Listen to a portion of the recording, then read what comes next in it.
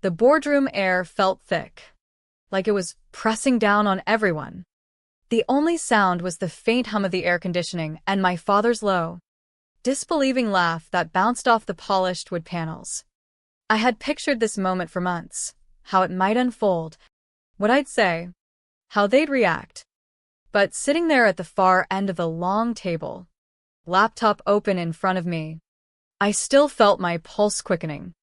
3 years of silence, of watching from the sidelines while my parents, Michael and Sarah Thompson, fought to keep Thompson Aerospace Components afloat. 25 years ago, they started it in a rented garage outside Boston, building precision circuit boards for defense contractors and satellite makers. For a long time, they were the best in their niche. But the world moved on, cheaper overseas suppliers, faster tech cycles, and some really bad calls on expansion that drained their cash reserves. I was their only daughter, Ava. They'd always seen my path as the safe but pointless one, quantitative finance and applied mathematics at MIT. After graduation, I joined Apex Ventures, a boutique firm in Cambridge. To them, it was just Ava's little analyst gig. What they never knew was that I became a full partner within 2 years and had quietly grown my personal portfolio into something that could shift markets. The emergency board meeting had been dragging on for hours before I slipped in late, taking a seat near the back. My mother spotted me first, her eyes narrowing behind her glasses. Ava. This is a closed session. What are you doing here? I kept my voice steady, almost gentle. I was invited. Mom. As a voting board member. Dad chuckled again. That familiar condescending sound I'd heard at every family dinner when I dared offer an opinion on supply chains or market trends. Sweetheart, this is serious. We're talking real money, real risks. Why don't you head home and let us handle it? The other directors shifted in their chairs. Most of them already knew why I was there. David Ellison, the chairman and one of the original investors, cleared his throat. Michael. Sarah. Perhaps we should. No. Dad cut in. Still looking at me. Ava. I appreciate the support, but these discussions are confidential. Debt restructuring, client losses, the whole mess. It's not something you pick up from a podcast. I opened my laptop slowly, letting the screen glow. The room quieted further. I understand the situation better than you think. Revenue has dropped 40% in 3 years. Last quarter's operating loss alone was over $17 million. At the current burn rate, you have maybe 7 weeks before you can't make payroll. Silence. My mother's face went red. Where did you get those figures? Those reports are private. The preliminary filings. I reviewed them last week. Dad's voice sharpened. Who gave you access? That's insider information. David spoke quietly but firmly. Michael. Sarah. Ava owns 52% of Thompson Aerospace as of last month. She's been acquiring shares quietly for over a year. She's now the largest shareholder. The words landed like a hammer. My father froze, his expression cycling from confusion to outright fury. My mother turned slowly toward David, her hand gripping the arm of her chair. What did you just say? Ava owns 52%. She's been buying from the employee stock pool and from 3 directors who chose to sell in private transactions, all properly filed with the SEC. That's impossible, Dad said, his voice rising. The shares are restricted. We would have had to approve any transfer, David explained calmly. They were legitimate arm's-length deals. Everything documented. Mom's voice trembled. Ava doesn't have that kind of money. 52% at our last valuation would be over $400 million. Closer to $320 million at current performance, I said softly. I may have overpaid, but it was worth it to me. The room was so still you could hear the clock ticking. One director, the CFO, started tapping furiously at his keyboard, pulling up filings. It's all here. Multiple LLCs. All disclosed but layered. She's right. Dad pushed back his chair. The scrape loud in the quiet. This is a joke. Ava, what the hell are you doing? Some kind of game? No game. Dad. I'm an investor. And right now, I'm very concerned about this company's future. He turned to the board as if pleading for sanity. She's 28. She works as some junior analyst. She can't even read a full balance sheet properly. David interrupted.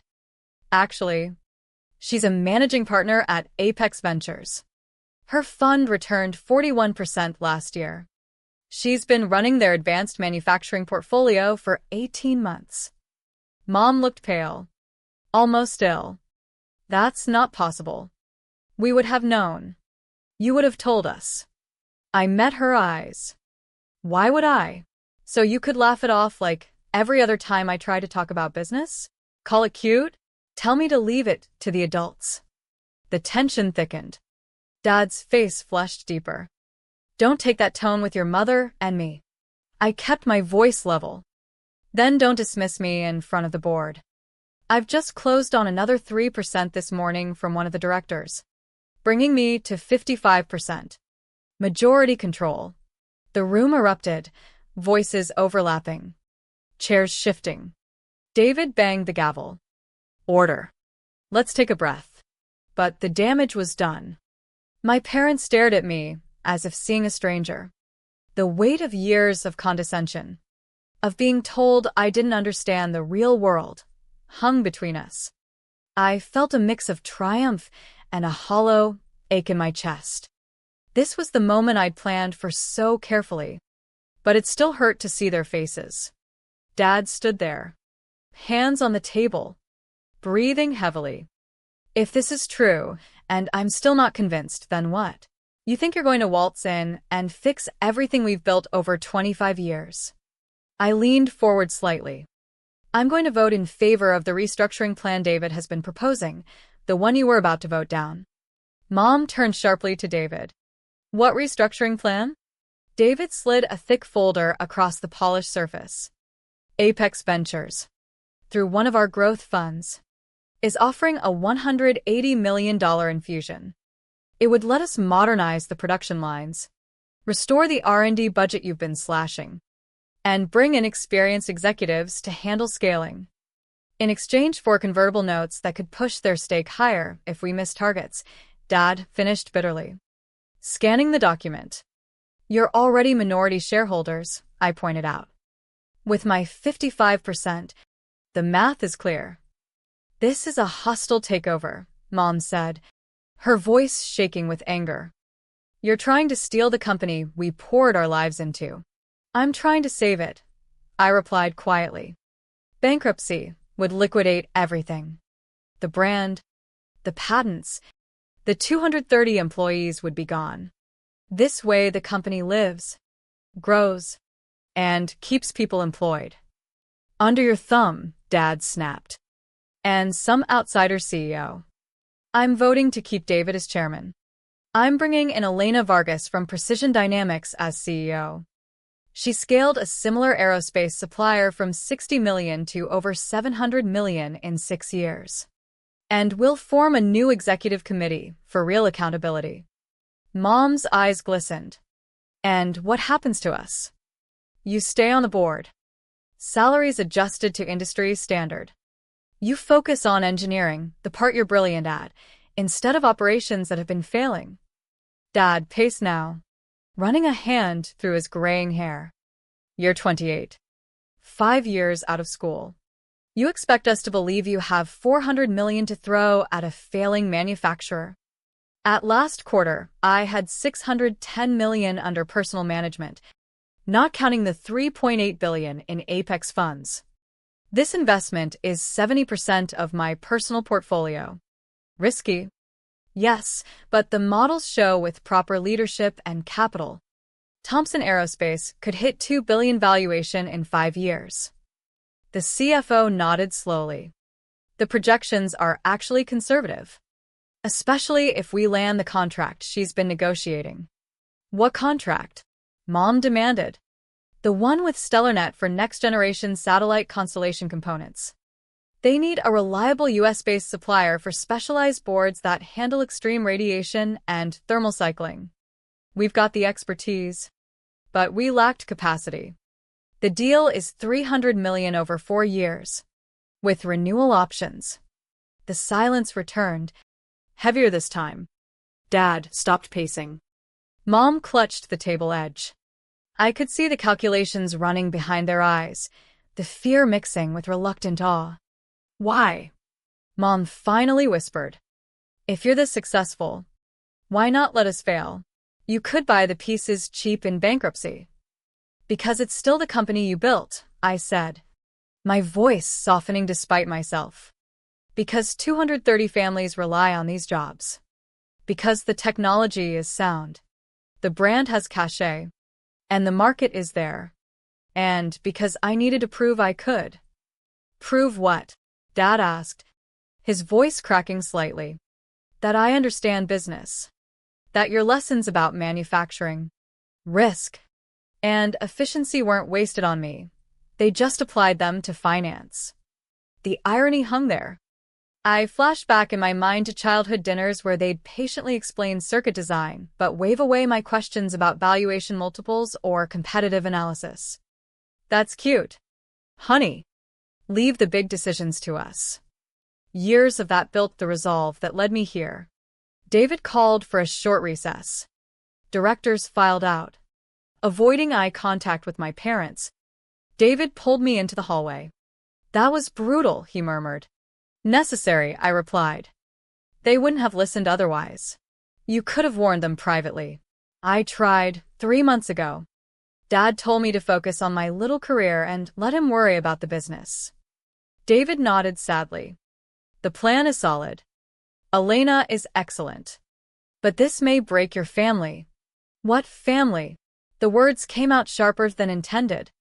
The one where every success of mine was minimized because it didn't fit their idea of real work? He studied me. When you first approached me about my shares, I hesitated. You seemed young. But your track record, companies you've turned around, the instinct you have, your parents taught you well, even if they didn't see it. Ironic, right? I said with a small, bitter smile. We watched through the glass as my parents sat silently at opposite ends of the table. The recess stretched. When we returned, Dad had regained some composure, but his speech was formal. Pained. What Ava has done is technically legal, but it's a betrayal. She sat at our table, said nothing while secretly plotting to seize control at our weakest moment. I tried to respond, but he raised a hand. You want us to accept being sidelined in our own creation? Let strangers run what we bled for. Elena isn't a stranger. She's one of the best operators in aerospace. Mom added quietly. She doesn't know our culture. Our values. The CFO spoke up. Culture won't pay the bills if we're bankrupt in 8 weeks. Sides were drawn. Other offers were mentioned. A lowball asset sale from a competitor that would shutter the plant and move production overseas. I laid out why none were viable. I'd spent months talking to every possible buyer. The market was brutal. The resentment from years of dismissal poured out in my measured replies. How many times had they called my degree impractical? My job sweet? Told me to stop talking business at dinner? No answers came. The vote was called. 6 in favor. 4 against. The motion passed. Dad stood abruptly. We'll fight this legally. Every filing is clean, the CFO said. You'll find no leverage. Mom gathered her things. Her expression unreadable, hurt. Rage. Something deeper. This isn't just business. Ava. You've torn our family apart for control and money. I saved the company you built, I answered. Whether you see it now or ever. They left without another word. The remaining directors offered handshakes or quiet congratulations, but the mood was somber. David, the CFO, and I stayed behind. That was the most intense board meeting in my career, the CFO said. It had to happen, David replied. Michael and Sarah are brilliant engineers, but poor managers. They couldn't admit they needed help. Will they recover personally? The CFO asked. I stared at the empty table. I don't know. Maybe in time. Or maybe proving them wrong costs too much. David sighed. You did the right thing. Even if it's painful. I gathered my things, mind already turning to tomorrow's all-hands meeting with employees. My phone lit up with messages from my team at Apex. Elena Vargas, wanting transition details. Lawyers confirming filings. Nothing for my parents. I sat in my car in the darkening parking lot, staring at the Thompson Aerospace building. 25 years of my parents' dreams, now under my majority control. The hollow ache deepened. I'd tried reaching out before. Months ago. A year ago. Every attempt dismissed with the same refrain. You don't understand the real world yet. Ava. Now they knew I did. The question lingering was whether they'd ever forgive the method. The next morning I stood in conference room B facing nearly 200 nervous employees. Whispers filled the space as I stepped to the podium. My parents sat in the back. Arms crossed. Faces stony. Good morning, everyone. I'm Ava Thompson, majority shareholder of Thompson Aerospace Components. Today I'm here to explain the changes that will secure our future. I outlined the investment from Apex, the leadership transition to Elena Vargas, the modernization plans. Gasps rippled when I announced the StellarNet contract, verbal commitment secured, paperwork nearing signature. This means job security, growth, and a path to becoming a key player in satellite tech. Questions came fast about layoffs, none planned. Pay, stabilized with bonuses tied to milestones. Culture, preserved but professionalized. I answered directly, confidently, drawing on the deep knowledge I'd gained poring over every report. My parents watched silently. I could feel their gaze burning. After the meeting, a few employees thanked me. Others looked uncertain. In the hallway, Mom approached briefly, voice low. Was it worth it? I met her eyes. Saving 230 jobs? Yes. The rest. I hope one day you see it too. Dad stood nearby, silent. No hug. No thanks. Just the echo of betrayal. In the weeks that followed, Elena took charge. Production lines updated. The StellarNet contract signed. Revenue projections turned positive. The company stabilized. But family dinner stopped. Calls went unanswered. The ache remained, a moral question hanging. Was forcing their hand the only way? Or did I destroy something irreplaceable to prove a point? Thompson Aerospace thrived under new leadership. I visited the plant often, watching the machines hum. Employees focused. Yet every success carried the shadow of that boardroom day. My parents' silence spoke volumes. They remained board members. Contributed, technically, but the warmth was gone. I often wondered if they would ever acknowledge the instinct I inherited from them, the drive to think bigger, adapt faster, or if ego would keep us divided forever. The company survived. Jobs saved. Legacy preserved. Transformed. But at what personal cost? That question lingers, haunting quiet moments when I drive past the building that once defined their entire world, now shaped by their daughter's vision.